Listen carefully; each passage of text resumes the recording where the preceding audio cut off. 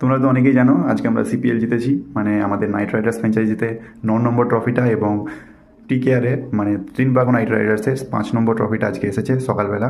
এবং তার সাথে সাথেই কিছু আপডেট এখন বেরিয়ে আসছে। তার মধ্যে প্রথম আপডেটটা হলো যে ডিজে ব্রাভো মানে আমাদের মেন্টর, মানে কলকাতা নাইট রাইডার্সের মেন্টর এবং ত্রিনিবাগ নাইট রাইডার্সের হেড কোচ, তাকে আগের বারে এত বাজে পারফরমেন্সের পরেও, কলকাতার কথা বলছি, কলকাতার টিমটাতে এত বাজে পারফরমেন্সের পরেও যাকে স্যাক করার কথা বলা হয়েছিল এবং ফ্যান্সদের মধ্যে চরম অসন্তুষ্টি ছিল। তো এখন খবর এমনটাই বেরিয়ে আসছে যে তিনি কোথাও যাচ্ছেন না, বা তাকে স্যাক করা বা এই টাইপের কিছু, তার রোল চেঞ্জ করা কোনো কিছুই হচ্ছে না।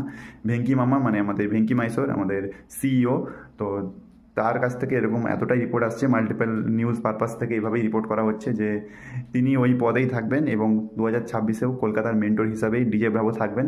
এবং হেড কোচ মানে আমাদের হেড কোচ যে চন্দ্রকান্ত পণ্ডিত ছিলেন, তিনি তো চলে গিয়েছেন, তো তার পরিবর্তে অভিষেক নায়ার, যে আগের বছরের অ্যাসিস্ট্যান্ট কোচ ছিল, তিনি বর্তমানে হেড কোচ হিসাবে কন্টিনিউ করবেন। তো এতটাই আপডেট দেওয়া ছিল।